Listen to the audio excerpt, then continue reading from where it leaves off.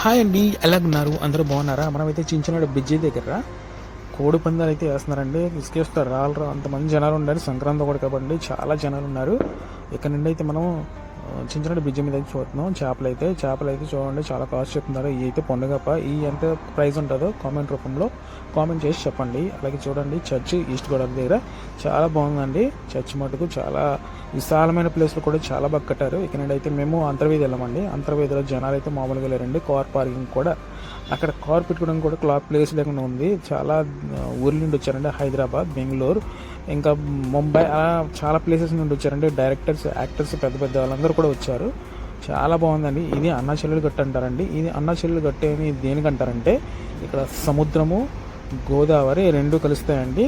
అందుకని దీన్ని అన్నా చెల్లెలు గట్టు అంటారండి. దీన్ని చూడడానికి చాలామంది వస్తూ ఉంటారు, వెళ్తూ ఉంటారండి.